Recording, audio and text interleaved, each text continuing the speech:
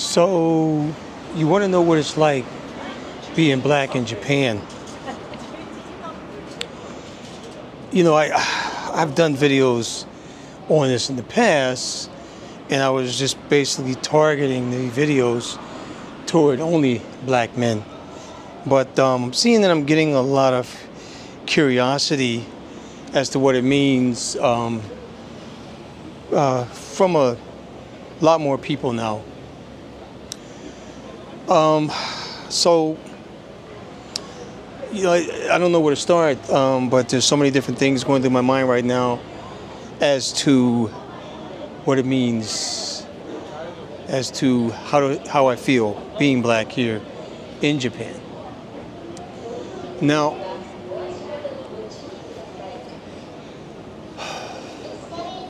one thing I can say, to start this off with, and I'm not trying to compete, or not compete, but trying to compare every last thing to how it is living in the U.S. But because we all know what the U.S. is like. Those of us that live in the U.S., those of us that live in other countries where we come in contact mainly with Europeans. It's quite different from when you live in a country to where Europeans aren't in control. Let's put it that way. I'll give you an example. I lived in Saudi Arabia. A lot of people don't know this. I lived in Saudi Arabia for 4 years. And the level of respect there was astronomical. People respected me for who I am. I respected them for who they are. Things were very comfortable there in Saudi Arabia as far as being a black man. Now, I know some people may be like, they may disagree and say, well, you know, the Arabs don't do this and they don't do that. Well, that's your opinion, but remember, and I gotta keep reminding everybody here that this is, I'm speaking on my experience, you know, in this body, in this skin, okay? So you can make all the comments you want, but this is coming from me.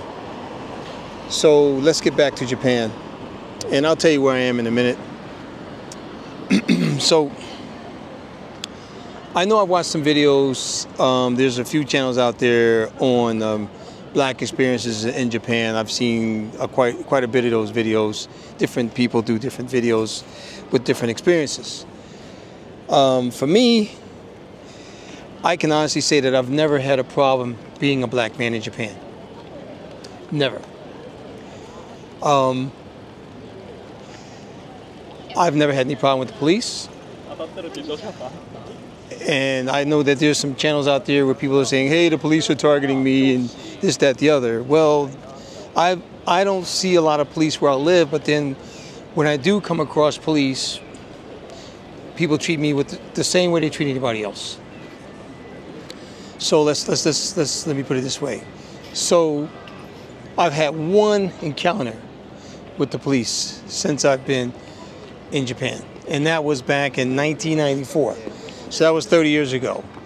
And what happened with that encounter was I had just landed in Tokyo. I just got off the plane a few hours earlier. It was dark. I was walking down. It was probably still early in the evening, maybe 7, 8 o'clock. And you know, I had on a long trench coat and, you know, just walking around. It was nice and cold, brisk February evening. And then I see this police car, and it pulls up as I'm walking, and it stops, and then the windows roll down, and the police ask me where I'm from. And I said, oh, I'm from America. And so they asked me, do you have your passport with you? I said, oh, I'm sorry, I don't have it with me. I left it back at the hotel. They said, well, you know, we're sorry to bother you, but we're just looking for some illegal. We had a complaint, that's what they said. They had a complaint that there were some illegals from Africa walking around here, and so we have to question you. And they never got out of their car, by the way. And they questioned, you know, just they said, they asked me where I was from and if I had my passport, and then they were very polite, and the last thing they said after I told them my situation, and they told me who they were looking for, they said, okay, well, sir, please, next time, make sure you carry your passport everywhere you go when you're in Japan with you. And that was it. And they said, have a good night. We're sorry to bother you. And they were gone. I didn't get my head slammed on the hood or anything like that. I didn't get nobody, you know, put their knee on my neck or nothing like that. So I'm not going to go too much into details in the States, but you know what I'm talking about. So, you know, like I said, I've got almost 40 years of living in and out of Japan. I've lived in Japan over 11 years. And I'm going to keep saying this throughout the video, I've never had any problems. People in Japan treat me with the utmost respect. I can go into any place, any business establishment, restaurant, convenience store, sports club, my son's school, soccer team, games, events, whatever the case may be. I've never had a problem. Like I said, people treat me really well here. I know that when I go to the city office, they handle any administrative business I need to take care of. They treat me with the utmost respect there. And what I also like about being a black man in Japan is when I speak Japanese, people, I don't think they treat me any differently, but they pay the same amount of attention they pay to me as they would to a Japanese person, because they understand me. I'm not saying that you need to speak fluent Japanese to be able to get the respect and get treated well, because when I wasn't speaking Japanese good, I was still being treated nice and with respect. I will say this.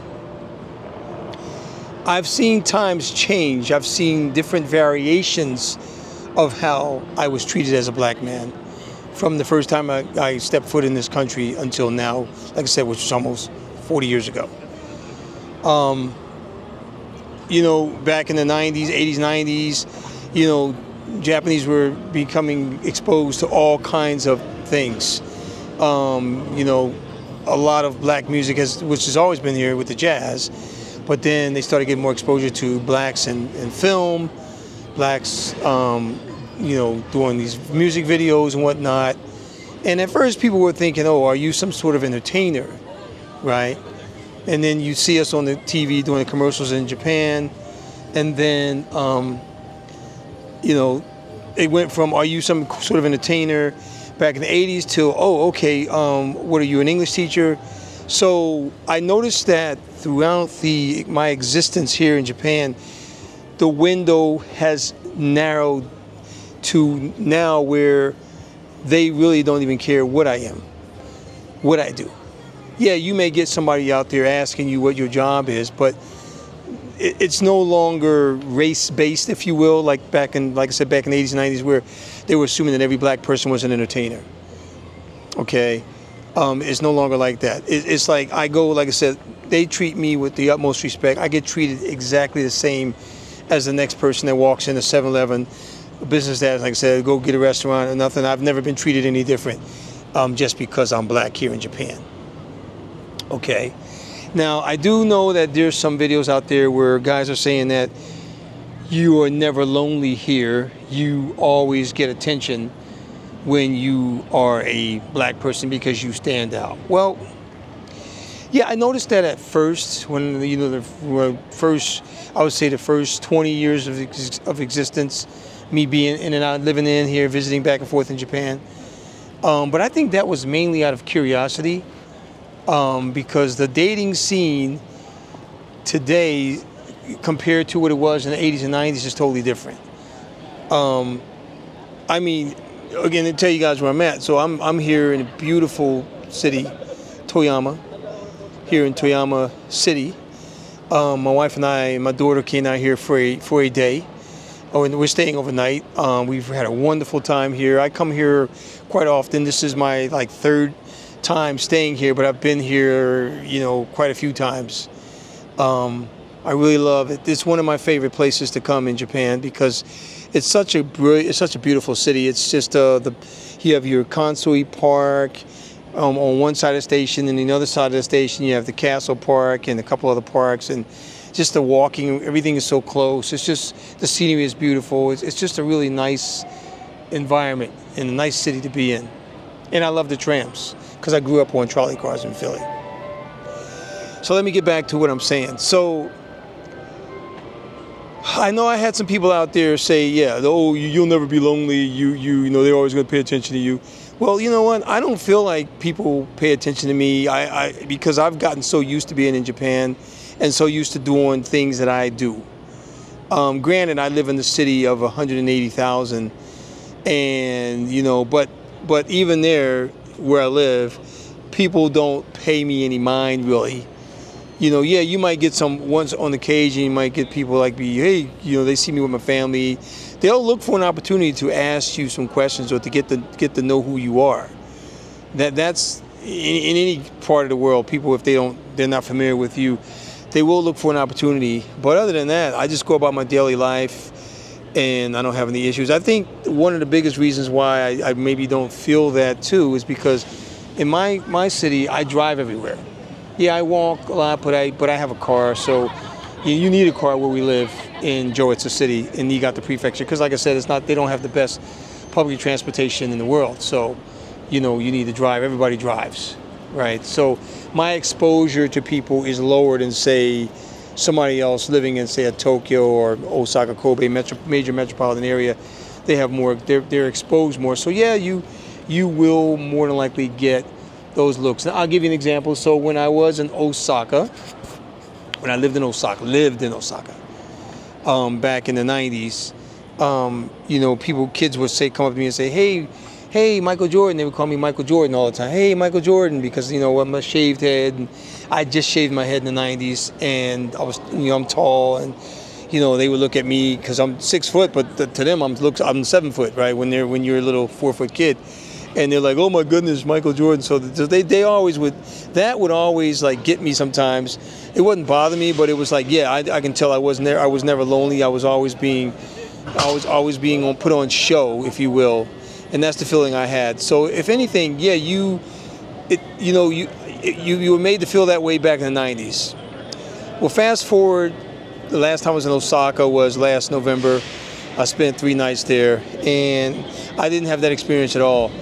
Nowhere I've been, I didn't have any experience, none of that experience the whole time I've been living here back in Japan.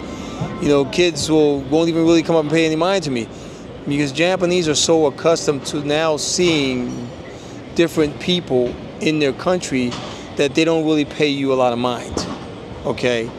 And that's a good thing, because if you want to be the kind of person to just go on about your business and move on, then you're going to be able to do that. Now, I do want to say, when it comes to dealing with females here, I know I use the word female a lot, but I want to say women, because female is more of a scientific term. And I have a lot of respect, of course, for women. So when you're dealing with women here, you know, in the 90s it was crazy. I mean, trust me, you know, I didn't have to do anything. Women would come up to me and try to go out with me and pick me up and whatnot, and try to get my attention and whatnot. In fact, I remember when I was teaching at Nova in '95, and I just shaved my head in a few weeks.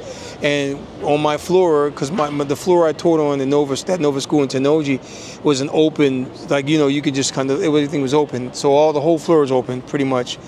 But they just you knew where Nova was, you knew where this company was. So there was a group of ladies, it must have been about 30 ladies, standing in line waiting to get into some event. And they were all in line, and I didn't notice it. I was just in a rush, just between classes. I had to use the restroom. I went to the restroom and came back. I didn't really notice the ladies. I knew they were standing there. And my friend told me, he said, man, you should have seen the women looking at you when you walked away. They all turned their heads. He said every last one of these women turned their heads looking at you. Every last one of them. And I didn't even know them. I didn't even pay him any mind, but he said they all did. And I did. Even my students would, you know, throw themselves on me. And of course, you know, I didn't want to mess with no students. And, you know, I had a lot of attention in the 90s. Yeah, the black man over here, you got a lot of attention in the 90s. Now, I would say that I don't get the attention, and not just me, but a lot of black men don't now anymore. And somebody might get up here and say, well, maybe because of your aging more. No, because age doesn't really, they don't really care about your age here, really. And me, you know, I look younger than I am. But I know a lot of young brothers over here who really don't get that much attention either. Now, especially if you're living in like a metro, big metro like Tokyo, right? If you're in Tokyo, man, you know, they're so accustomed to foreigners around. It's like they're immune to foreigners in Tokyo, in Osaka, the bigger metropolitan areas. They're just immune. Now, I did notice when I was up in Sapporo last week that the women were giving me a lot of play up there in Sapporo, especially when I was by myself. You could see them trying to get your attention, smiling at me. So yeah, and there were a lot of pretty ones up there, and they were trying to get but you know me, I'm a married man. I don't really have time. I understand how relationships work in Japan. I understand what kind of commitments I am in, and I understand how things can happen, can get out of control. So those days are gone for me. So if you are a black man and you are single, I highly recommend you go up to Sapporo as one of the places should be on your list. Toyama, where I'm at now, is another place that should be on your list. The women out here are looking for brothers hard because they've given me a lot of love. Every time I come out here, they try to pick me up, try to talk to me. And I tell you, you know, and you guys, I told you I'm not blowing no smoke up nobody's ass. I always tell people the truth. I don't give a shit what color you are. But I did notice that a lot of the white guys out here in Toyama that I've run to come across since I'm walking down the street, they don't want me here. They're not friendly to me. Like I say, in the Tokyo, you may be walking around and you might, you know, flash the peace sign or hey, what's up or whatever. But you don't get that kind of love from the white boys up here in Toyama because they don't want to see a brother up in here. Because they know the brothers will take all the females. And it's true. Okay, that's what they think, and that's how that's what they believe. And that may not happen, but they're led to believe that because they know, they can tell. And I can tell too that these women are crazy about brothers up here in Toyama. Nagano is the same way. Fukuoka, maybe another one of those cities. I've never been to Fukuoka, but I'm hearing a lot of things about Fukuoka. So anyway, this is not about just picking up women or nothing like that. I'm just explaining to you what it's like being a black man here in Japan. Another thing I notice being black is people, like when I go, like my sports club, when I go to my sports club or when I go into a place where I frequent a lot, people tend to be really friendly. And they're probably friendly toward anybody that's different, that looks different from them. And that's the thing I really want to say too, is that being a black man here does not feel any different than being a white man or being a Chinese, not Chinese, but being a white man or a European or whatever, you know, from the West, if you will. I don't feel any different. Like I said, I compared to my country where I'm from, I mean, I never had an inferiority complex, but I was very aware of the differences between black and white, the subtle differences. Yeah, you know, you don't have to worry about somebody coming up to you and beating you up because you're black, but you do get a lot of crime against you because you are black. Like there's a lot of black on black crime, but there's a lot of white on black crime too when it comes to the police and things like that. So, and then, you know, you got some racists out there that are doing their thing. So, but that really doesn't happen too much in the U.S. I lived in the U.S. I lived in a really good neighborhood. I lived in a good place. So I wasn't really exposed to all the crime factors, if you will. And quite honestly, when I lived in Washington State, the police treated me pretty good. I got pulled over one time going to work because one of my headlights was out by a Washington State police. And he came up and knocked on my passenger window, and I opened up my passenger window, and I had both my hands on the steering wheel, and then I told him when he said he needed my ID, I said, okay, I got it in my pocket here, I'm gonna grab my ID. I gave it to him. He went and checked, he came back, he did not give me a ticket. And he said, okay, well, do me a favor. He said, when you get off work today, can you go and just get a new headlight for your car because it went out. And then he said, okay, I'm going to turn my lights off so that way you can go out on the street and see where you're going. Because he was parked behind me with his lights on. I couldn't really see because his lights were so bright. That was my experience there. So I can't sit up here and say that I have been in those types of situations that I just talked about as far as the crime being committed and things like that. I do know, though, that on average, I have a better chance of coming home in Japan than I do in the United States as a black man. I do know that. So that was a good occurrence for me, but it depends on where you are. I mean, I could have been somewhere where there's a lot of black men committing crimes, like Chicago or something like that, and they could have pulled me over and I would have had my head slammed on the hood because they were assuming that I'm like somebody else, even though I'm just going to work. So it depends. It depends on where you live in the United States. Over here in Japan, it doesn't. You can live anywhere and you're going to feel good. I can walk down the street. I can walk down that street at 2 o'clock in the morning by myself, and nobody will bother me. Trust me. And if you look, I run a Tokyo 60. I have a Tokyo 64 channel. If you look at that channel, there's a video I did at around midnight in this very town, Toyama, and I walked through the park at night, and nobody bothered me at all. Nobody questioned me. Nobody bothered me. So I want to say that as a black man, I feel very comfortable here in Japan. I feel very comfortable. I feel total freedom.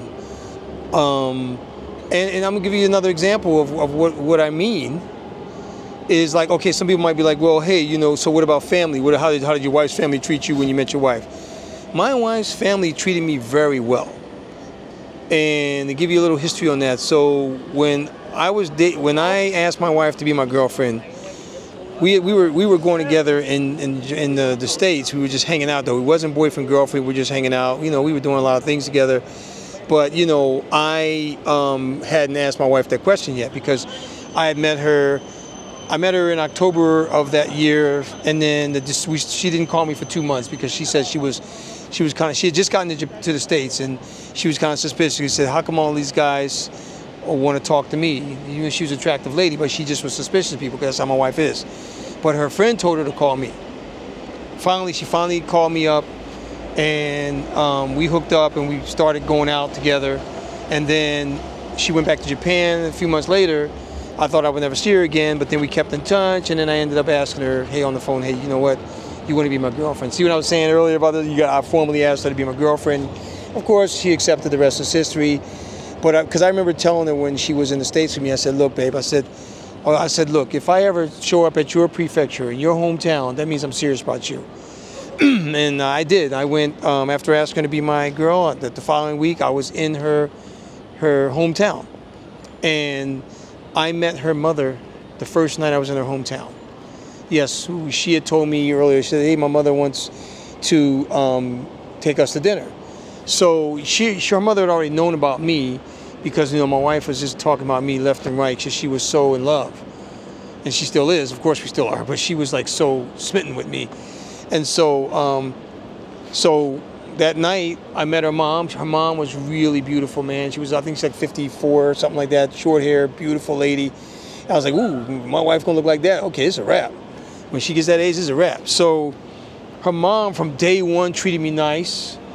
And then I didn't meet her dad, even though her dad was off that particular time I was there. He was off like a day or whatever. It was 3-4 days I was there. But he had something to do, so I didn't get to meet him. And I remember the only problem I had with her dad was he had spoken to me on the phone, and he said, look, you know, can you at least don't mess with her until she finishes college? And we had a disagreement on that. I said, well, you know what? I'm in the States, she's in Japan. I said, look, I'm not going to stop seeing your daughter just because she's in college. And I think what he was trying to say was, I just want her to finish college. And I remember telling him, I said, don't worry, I'm going to let her finish college. I'm not going to try to disrupt her college education. And I didn't. And she did graduate from college and everything like that. So when I went to, after doing the fiance paperwork, when I went to get my wife, I was going to stay in her house for at least a couple nights. I didn't know that her dad had 2 parties set up for me, because that's what they do. It was an engagement party. Me and my wife were engaged. And I went in, I remember my wife was being so nervous. She was like, oh, I'm so nervous because my daddy never met you, and I don't know how he's going to treat you and how you're going to treat him. And the day I met him, I shook his hand, he shook my hand, and we hit it off. And, you know, a few minutes later, I'm down there, I'm reading off a poem to him that I wrote, And then I formally asked him, can I marry your daughter? And he literally bowed. He bowed to me deeply, and he said, yes, please marry my daughter. Please keep her safe and happy. And that was it. And after that, we just kicked it off. Everything just went nice. I'd already met earlier, before I met her father. When I did come and meet her the first time, I met her auntie and her auntie's, like her cousin. He was a grown man already, and her cousin's son. And they treated me nice. In fact, her cousin, he loves James Brown and everything like that. And then I met her auntie, her uncle, and everybody was treating me nice. And I've never had any problem with anybody in my wife's family. So you can nip that in the ass. I never had a problem with them on that. Okay, they treat me, even today, they treat me with the utmost respect. They include me on everything, and they give me some good advice. And let me tell you, and I want to touch base on this. About, like I said, I've never had any problem being a black man. And what I want to say is this. You see in my last video, I showed you in the background, my house is getting built. So I meant to say, I walk the walk, I don't just talk the talk, right? Well, we got land from my father-in-law had two pieces of property, right? He had one in the city he grew up in, where we're living in now, that his father had turned over to him when he passed away, before he passed away. And then my father, because he went in the military, he moved all around Japan, he settled in, he got the city where he met my wife's mom, he has a house there. So I reached out to him and I said, hey, look, I'm interested in that property you got, because I know he couldn't sell it and I really wanted it, and it's in a really good location. And so he went in and hooked that up. But here's what I'm trying to say, is the land next to the property that he had owned, that we now own, I wanted to buy that land because I wanted to build a bigger house. And so he reached out to the lady, and he spoke to her on the phone, and he said, my daughter's is interested in buying your property. And he explained, he explained who I was and everything. He's an American, Mario was married to American, he wants to build a house. And do you know that woman didn't have a problem? So when I went to meet her last August to do the deal, she didn't have a problem with me being black or nothing. We shook hands, we bowed each other, we smiled, we said hello, we greeted each other. We put our stamp on every single document we needed to do the sale. A few weeks later, it was final. I seen her once again at an event it was basically like a border assessment of everything around our property. It was nothing. She lives down the street from the property. No problem. I never had no problem. I wasn't called this, that, the other. She didn't bat an eye. It was a smooth transition. And that's what I want to say too, is my family here has helped me out so much. And I'm gonna do a video later on the importance of being married into a good family in Japan, because my family has a lot of pull here, as most families in Japan do locally. And when they go to work for you, they go to work for you. My father-in-law, at 75 years old, and he's retired, all he does is he waits for me and my wife to tell him what we need him to do. I could pick up the phone today and say, hey, Pops, hey, man, I need you to check on something for me. He's on it. He is on it. He served this country for 34 years, and in Japan there's a self-defense force, so he is the kind of man that, what do you need? I'll do whatever you need me to do. And he did that. And he's made so many things. He made this whole property deal so smooth for us. And I don't know what I would have done without him. Trust me. So there you go. So I just nipped that in the ass on how the family treats a black man here in Japan. All right. So another thing I want to talk about too is my son, who is a black boy here in Japan, and my daughter, and I get nothing but love from everybody. We walk around, they give him a low, they're like, oh my God, your daughter's so beautiful. Everybody, you hear people talking to themselves, oh, she's so beautiful. And then my son, he's in school. He's never been bullied here in Japan. He's on the soccer team. He's never been bullied on the soccer team. He goes everywhere. He gets the love. He was on the Shinkansen for the first time yesterday, going to Tokyo by himself. He had no problems. So we have no problems here. Now, like I said, this is my experience. Somebody else may get up here and say, well, I think they're prejudiced, they have this problem, then this, that, the other. And I want to say something about this whole comment thing too. I know I'm going to get people up here who are going to disagree with what I say. That's okay, because that's what your experience is. I'm not going to knock another person's experience. That's not what I'm going to do.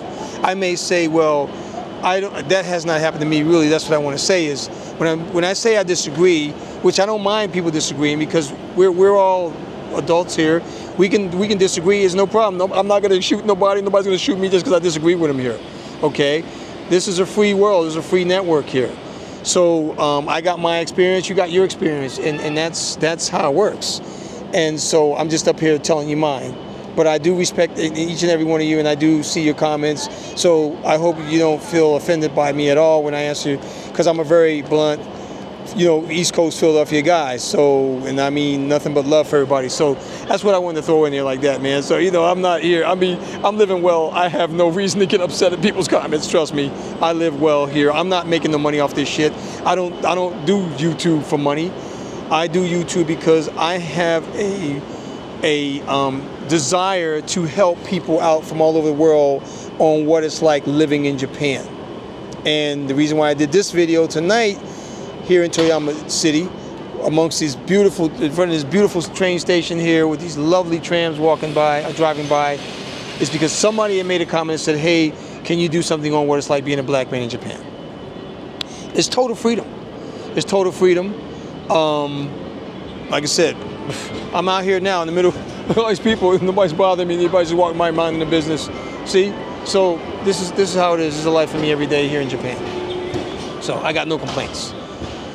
So what I want to say in closing, I want to close this out because this is 31 minutes. I don't do my videos that long because I know that not anybody got no 30-something minutes to sit up there and look at a video.